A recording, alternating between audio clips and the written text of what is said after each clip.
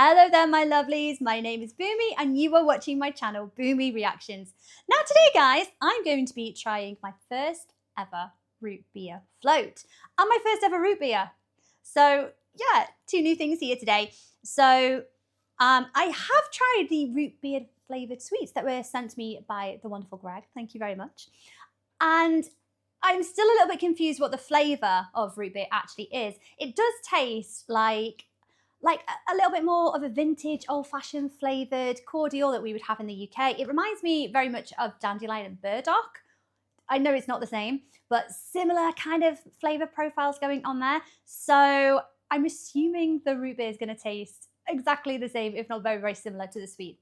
So let's get started, shall we? Come and see, come and see.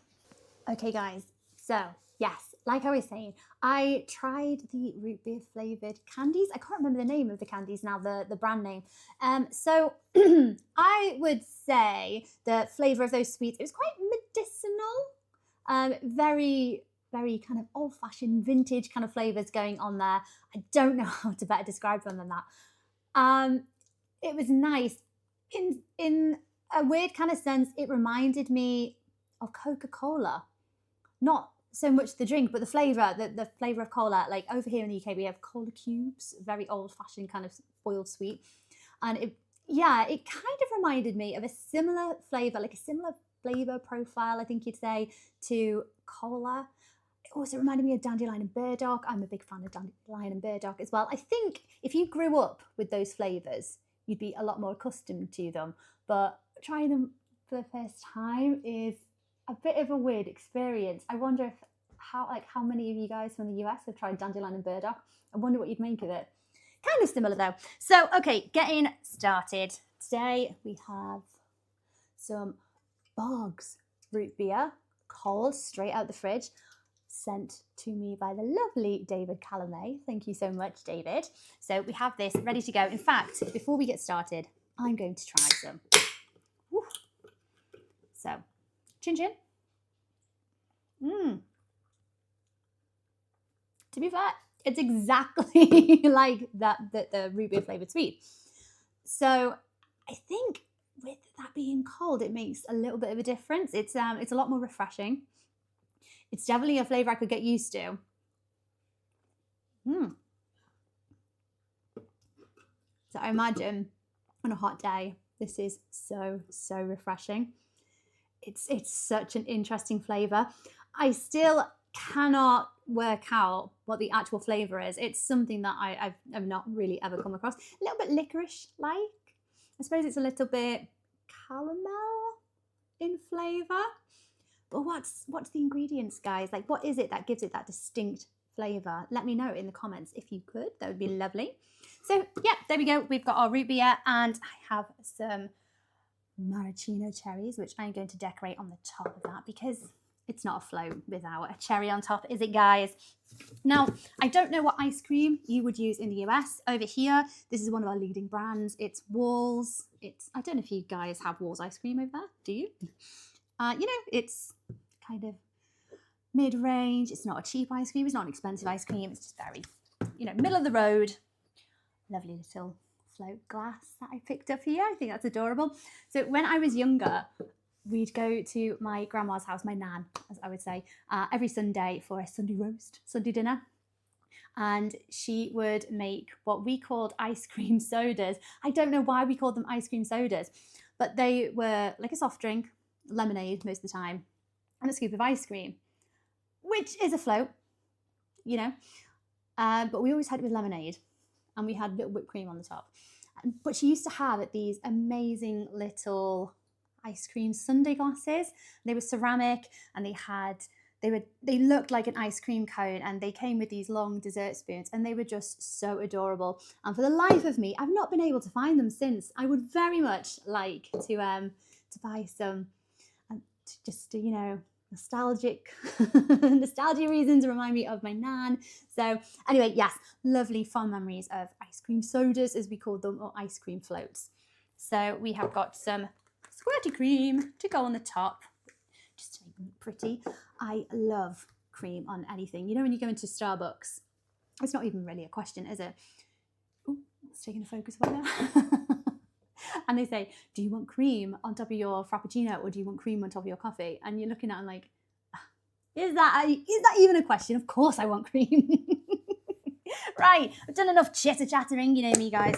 So let's get started. I don't know if there is a traditional way of making this, if you go soda first and then ice cream, or ice cream first.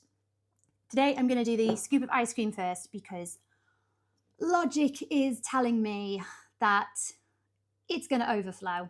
And I feel like if I put the ice cream in first, I'm going to have a little bit more control over that overflowage. Because you do not want to watch a scene of me licking that off the glass. So let's get this. I used to have an ice cream scoop as well, guys. I know this is just a very large kind of tablespoon.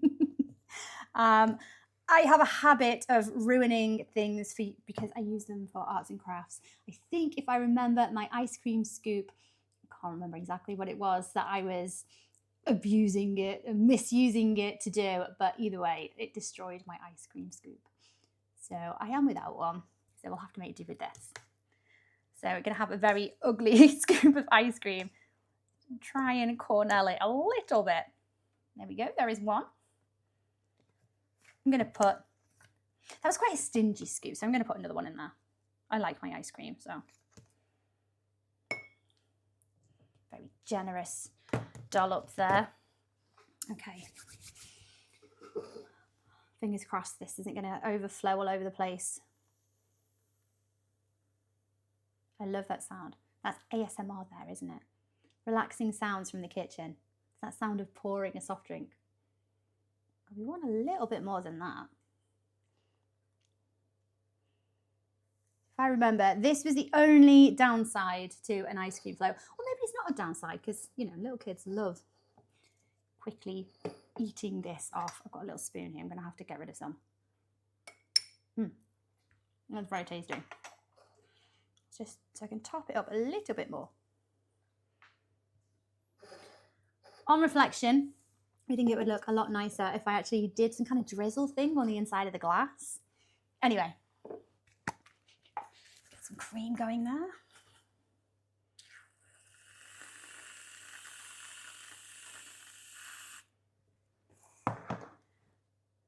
And top it off with a lovely maraschino cherry. These are my absolute favourite. Boop. And there we go. Don't topple over there, cherry. Appearance-wise, guys, what do you think? It's a pretty looking ice cream float, I think. Okay, guys. I'm really resisting eating the cherry off the top because it is my favourite part of an ice cream sundae or a float. So here we go, going in for the try. So how do I think this is going to be different from the root beer? I think it's going to be a lot more vanilla flavour in there. From the ice cream, obviously. So let's see.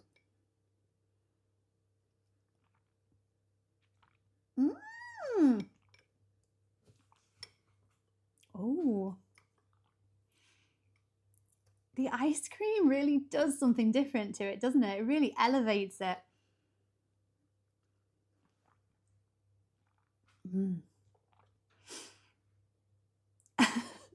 How can the ice cream change the flavour of that so much? Oh, that's so delicious. And I'm getting all of the root beer from the bottom with my straw, but I think I've been very stingy with it, so I'm just going to top it up a little bit. Too cautious of that little overflow there. Oh, that is so tasty. So, root beer, I imagine, like, I don't know, when was it created? When was it invented? Like, maybe it's got to be sometime in the 19th century, I imagine. World War II kind of era? Did it rise to popularity in the 50s? So maybe around the 50s. I'm really curious what it actually is, what the flavour is. I'm saying this, I'm literally looking at the can and it says, it's good since 1898. Wow, okay. So it was created a little bit earlier than I thought. I can imagine drinking this in a diner, in a really vintage, retro, 1950s kind of diner. Oh, that would have been the bee's knees, wouldn't it, guys?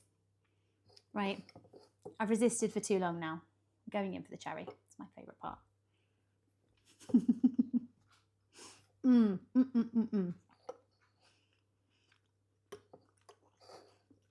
I love maraschino cherries. Oh, wow. Oh, that goes so well with this as well.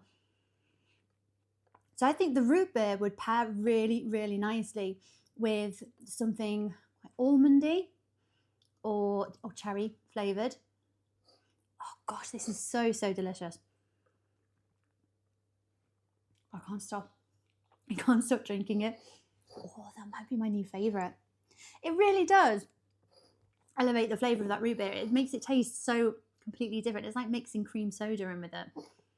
And it thickens it as well, I think, that ice cream. So what ice cream would you guys use in this? I wonder if it's got to be quite similar to the one that I've used over here. It's just a generic vanilla ice cream. But oh my gosh, absolutely delicious. Unfortunately, I think I've got another 11 or so cans of these, thanks David. So I can have quite a few of these root beer floats. If any of our viewers are watching from outside of the USA, if you get the chance to try not only root beer, which is delicious, if you get a chance to make a root beer float, do take the opportunity. You won't regret it. It's absolutely amazing. Thank you very much for watching, guys. So take care of yourselves, and I'll see you soon. Bye-bye. Oh, just a quick message as well, guys. I will be creating some Halloween themed recipes, so they will be coming up very shortly. So do keep an eye out for those. And I will catch you soon. Bye-bye.